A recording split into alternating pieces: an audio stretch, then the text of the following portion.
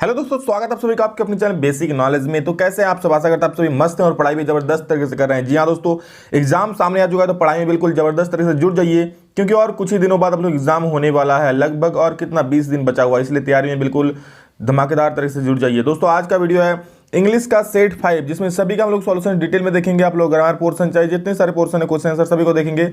सभी दोस्तों को शेयर कर दीजिए ताकि ताकि उन लोगों को भी लाभ हो। दोस्तों एक चीज बता दें, आप लोग जो मॉडल पेपर है एग्जाम के लिए बेहद इंपॉर्टेंट है।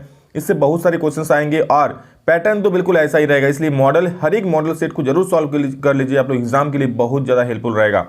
तो चलिए आज के इस वीडियो को शुरू करते हैं। उससे पहले जितने सारे विद्यार्थी इस चैनल पर पहली बार आए हैं, प्लीज सब्सक्राइब कर दीजिएगा, ताकि आप लोगों के लिए हम ऐसे ही और अच्छे अच्छे वीडियोस लेकर आएँ, ताकि हमें मोटिवेट मिले आप लोगों के सब्सक्राइब और लाइक कर देने से। ठीक है। और दोस्तों हम लोग लाइव टेस्ट भी चला रहे हैं हमारे दूसरे चैनल एग्जाम लिखो पर, तो वहाँ भी आप लोग आकर लाइव टेस्ट दे सकते हैं। और बता दें, आप लोग मुझसे जुड़ना चाहते हैं इंस्टाग्राम में भी जुड़ सकते हैं, डिस्क्रिप्शन में उसका भी लिंक दिया हुआ है। तो चलिए इस वीडियो को शुरू करते हैं। सबसे पहले देखिए दोस्तों, आप लोगों को बता दें ये क्लास 10 का मॉडल हम बता ही दिया, और यहाँ कोई नेगेटिव मार्किंग वर्किंग नहीं है।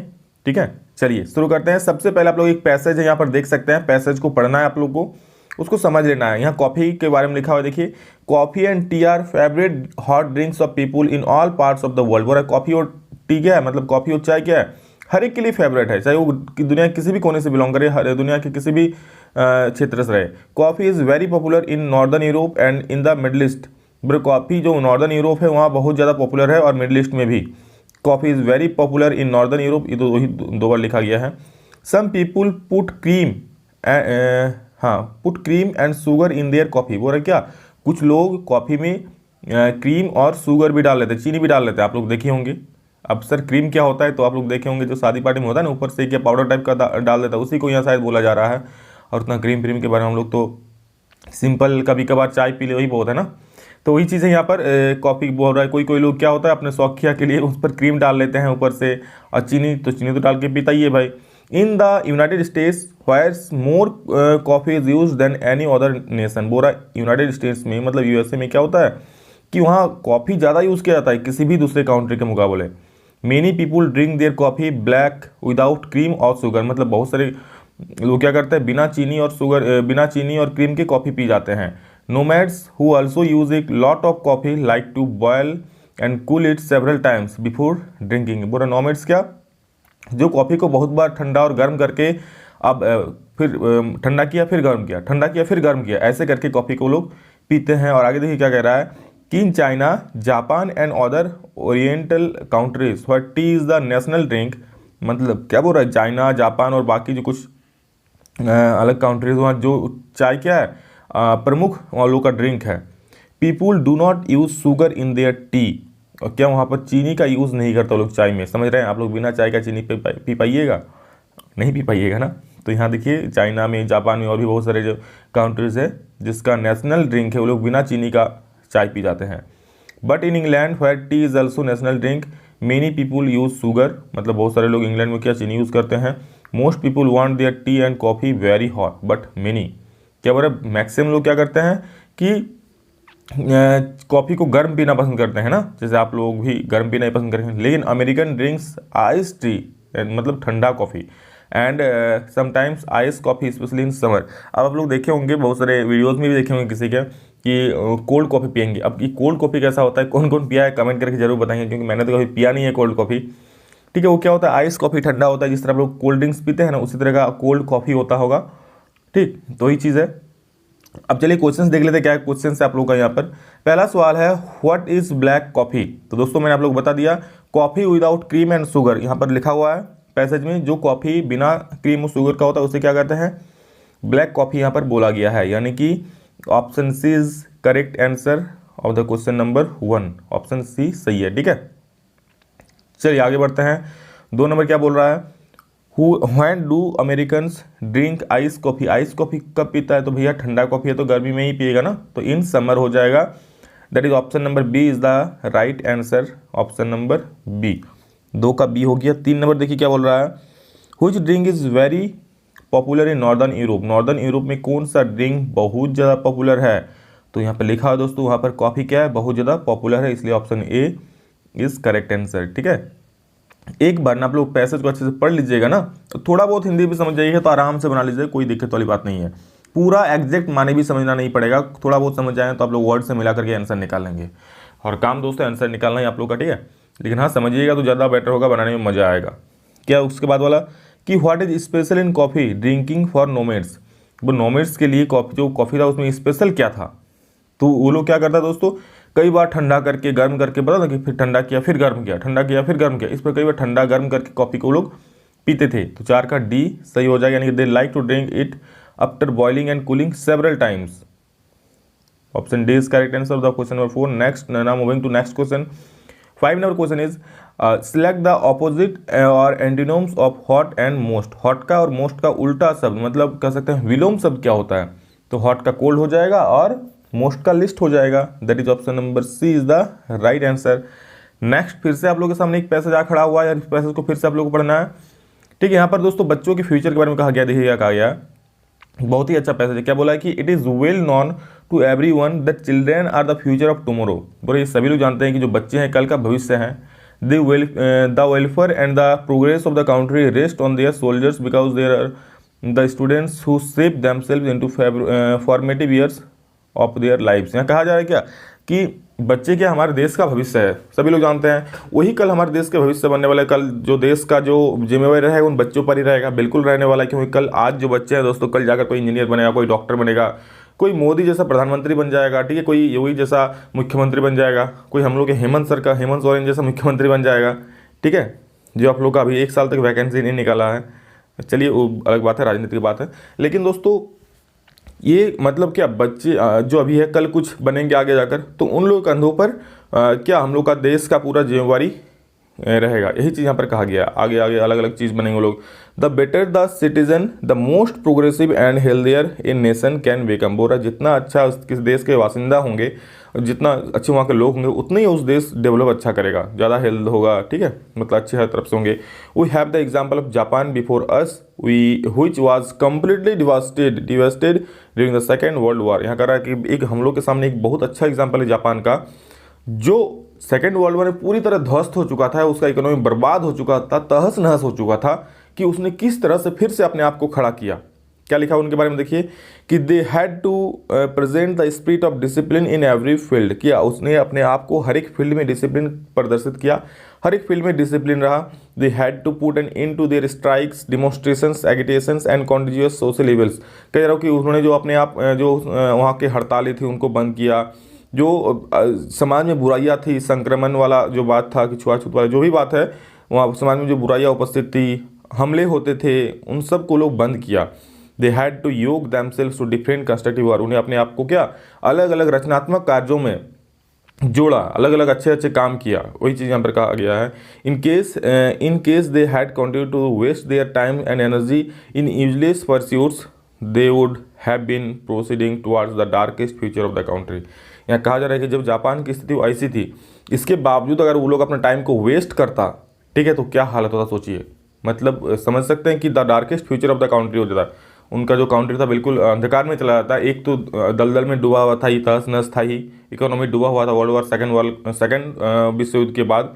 फिर वो लोग अपने आप को इस तरह से चेंज किया ताकि वो लोग काउंटर किया, आज कितना अच्छे पोजीशन में है देखिए। तो वही कहा है कि अगर उन्हें टाइम वेस्ट करता तो क्या हाल होता। उसी प्रकार हमें भी उनसे सीख लेना चाहिए, और हमें भी अच्छे अच्छे कि हर चीज़ में हड़ताल बिना बातों का, जैसे यहाँ पर ऑपोजिट पार्टी लगा देता है कि कुछ बिना मतलब का कुछ हड़ताल कर दिया, हमला कर दिया, संक्रमण वाली छुआछूत वाली बात है, ये सब नहीं करना चाहिए। काउंट्री किसी भी काउंट्री के डेवलपमेंट में एक रिस्ट्रिक्शन होता है, बहुत बड़ा बाधक होता है।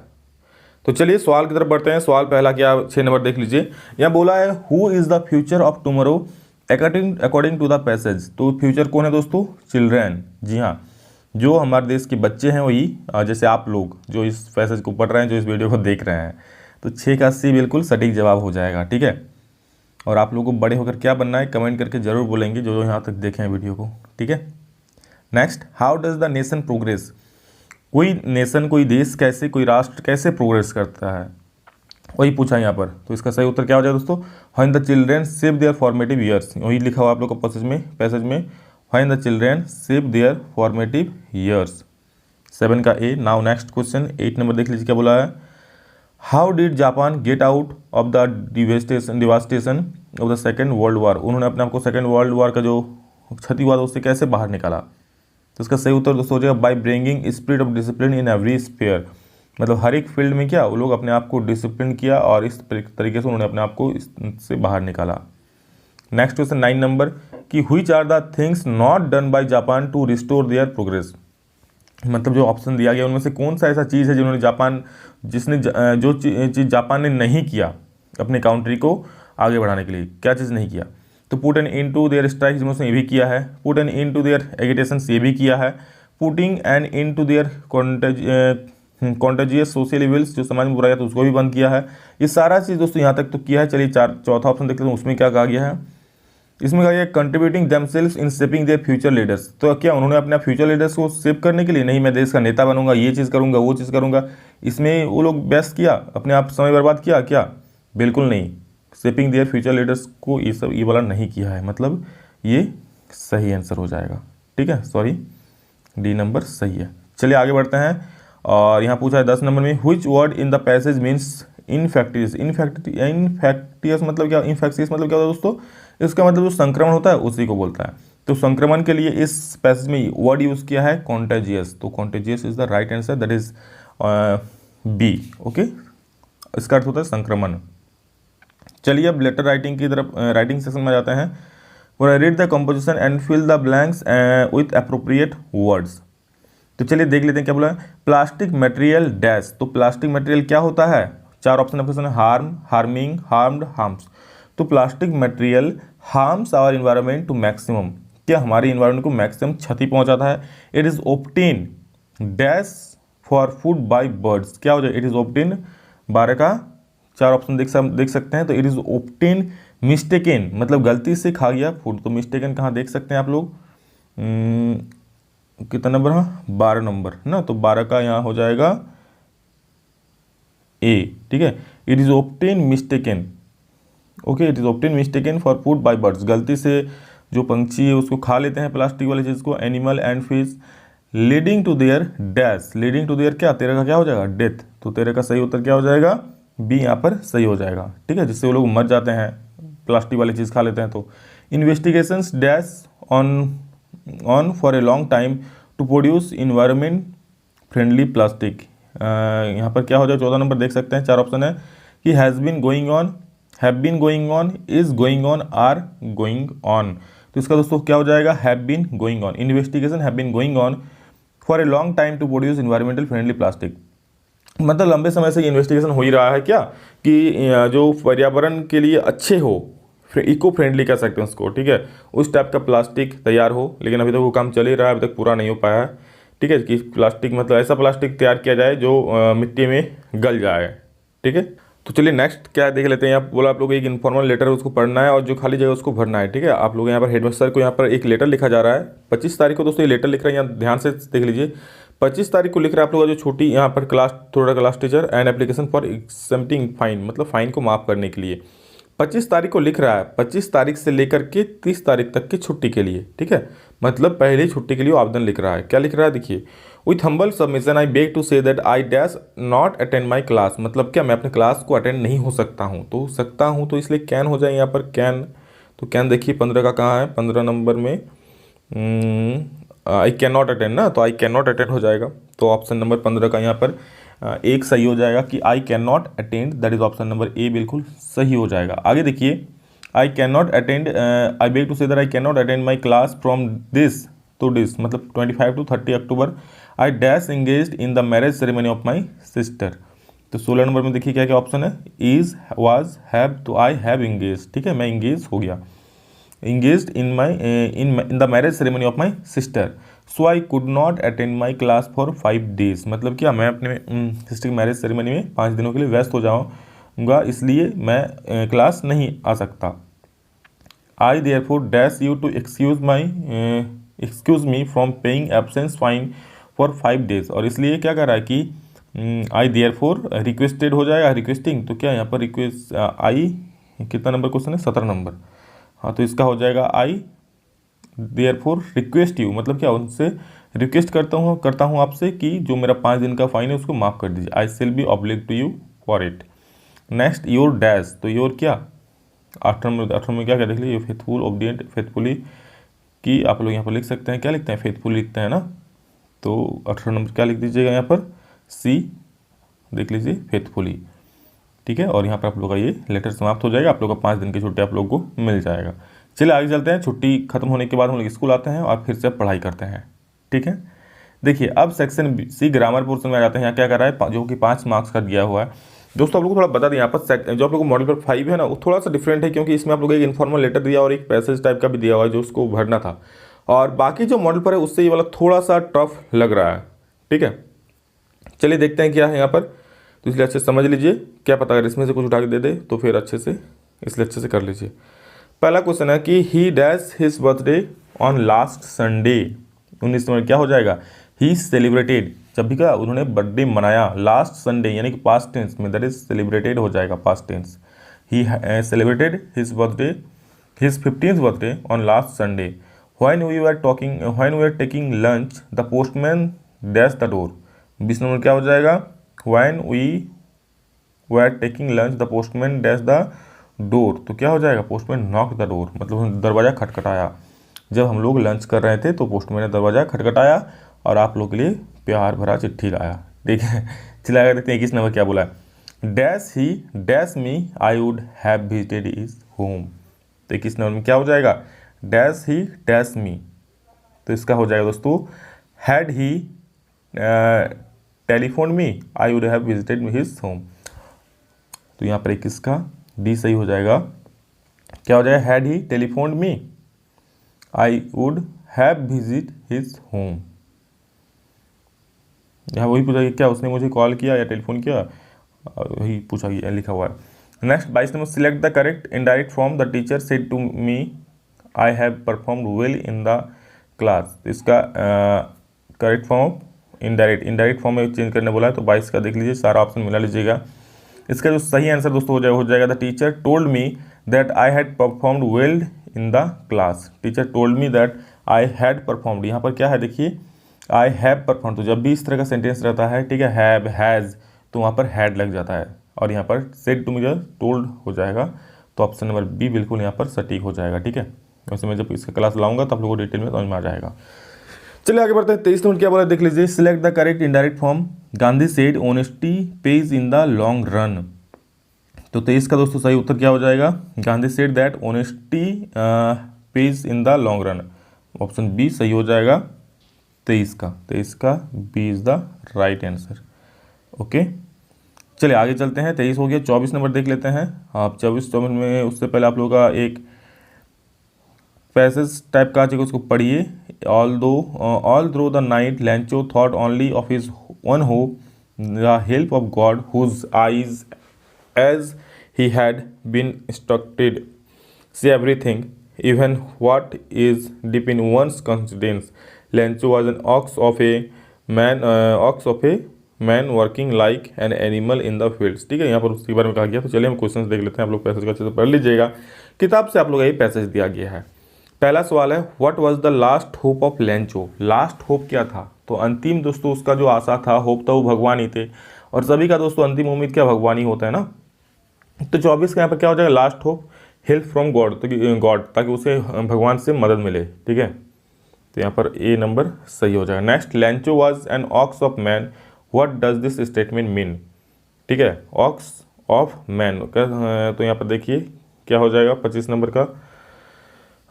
25 का बोला है, a Lencho was illiterate, लैंचो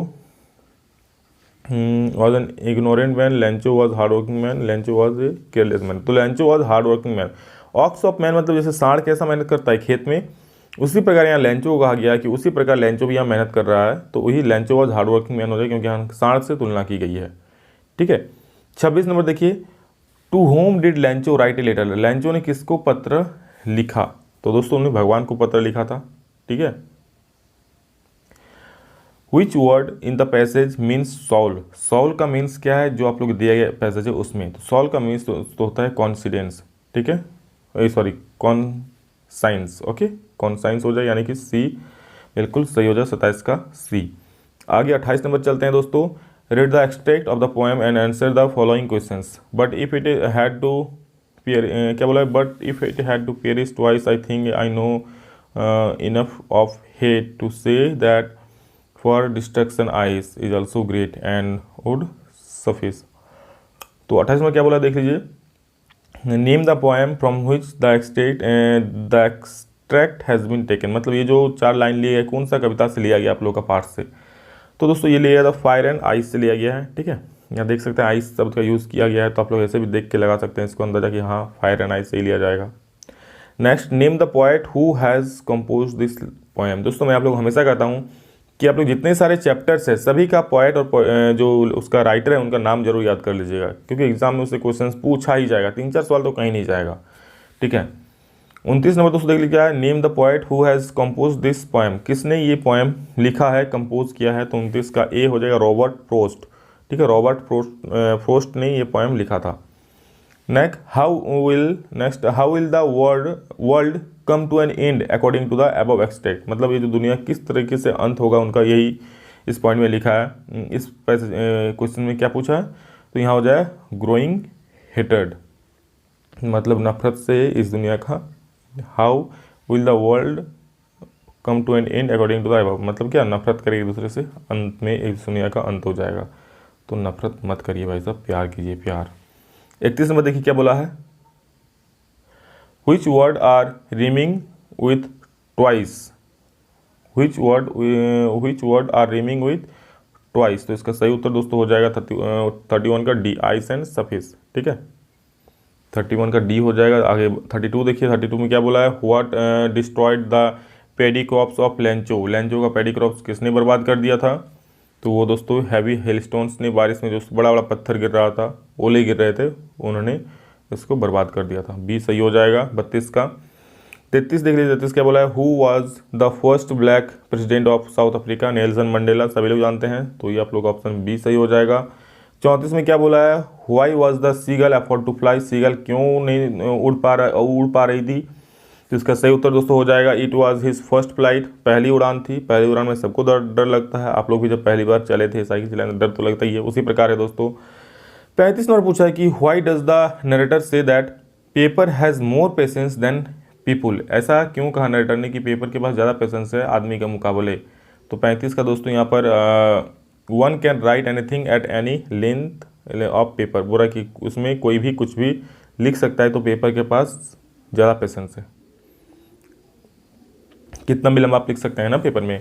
36 number क्या बोला है कि who is responsible for Tiki's poor health. तो बिल्कुल मिस्टर पंफ्री इसके लिए जिम्मेवार थी। ठीक है, बहुत ज़्यादा खाना खिलाती रहती थी, तो ही जिम्मेवार होगी ना। What is the lesson we learn from the story a triumph of surgery. Triumph of surgery में हम लोग क्या सीखें, तो दोस्तों इसमें हम लोग सीखें कि किसी भी चीज़ का बहुत ख़राब होता है। तो मतलब बहुत ज़्यादा बहुत ख़राब, मतलब कहते हैं किसी चीज़ का अति बहुत हानिकारक होता है, वही चीज़ यहाँ पर कहा गया है। तो कितना नंबर सवाल था, 37 नंबर, 37 नंबर। 37 का आप लोग का excess of anything is always bad. ठीक है, तो एक्सेस मत कीजिए, हर एक चीज़ लिमिट में होना चाहिए। Why was it temptation to keep Tiki as a permanent guest. तो इसका सही उत्तर दोस्तों आप लोग का हो जाएगा A number, they were enjoying eggs wine and brandy. क्या क्या नाम यहाँ पर लिखा हुआ है। ठीक है, 38 का ए सही हो, they were enjoying eggs wine and brandy, A सही हो जाएगा। नेक्स्ट क्वेश्चन बोला है क्या, who is Anil's in the story the thief story. Anil कौन था जो द थिप स्टोरी था उसमें। तो इसका सही उत्तर दोस्तों हो जाएगा ए राइटर। अनिल एक राइटर था। ठीक है, अनिल एक राइटर रहता है द थिप स्टोरी में। नेक्स्ट और अंतिम सवाल, why does the thief decide to steal Anil's money. तो 40 का क्या हो जाएगा, Anil's does not pay him any money. तो 40 का सी सही हो जाएगा दोस्तों। यहाँ पर आप लोग का ये सारा चीज़ समाप्त होता है। ठीक है, और आप लोग जितना सारा सवाल था मैंने बता दिया। और इसके बाद दोस्तों बता दूं आप लोग इसी के साथ सारा सेट खत्म होता है, Hindi, math, English, social science, जितना सारा चीज़ है। खाली हिंदी बी का दोस्तों बचा हुआ है, उसका भी मैंने सेट 1 करवा दिया है और बाकी सेट भी जल्दी करवा दूंगा। ठीक है, हिंदी बी का भी सेट 1 मैंने करवा दिया है, बाकी भी करवा दूंगा। मतलब 10th क्लास का सब सेट यहाँ पर आप लोग कंप्लीट होता है। अब इसके बाद दोस्तों सिर्फ इंपॉर्टेंट क्वेश्चंस का सीरीज चलेगा, जो कि मैं आप लोग NCERT से उठा करके लाऊंगा। ठीक है, चैनल को सब्सक्राइब जरूर कर लीजिए, जितने सारे दोस्त देख रहे हैं, ताकि लाभ हो दोस्तों। और इतना बार कह रहे हैं तो प्लीज़ कर ही लीजिए ना। लाभ होगा आप लोग को भी और मुझे भी अच्छा लगेगा। चलिए अभी के लिए इतना ही दोस्तों, love you all, thank you all of you, मिलते हैं जल्दी नेक्स्ट वीडियो में, तब तक के लिए जय हिंद, वंदे मातरम।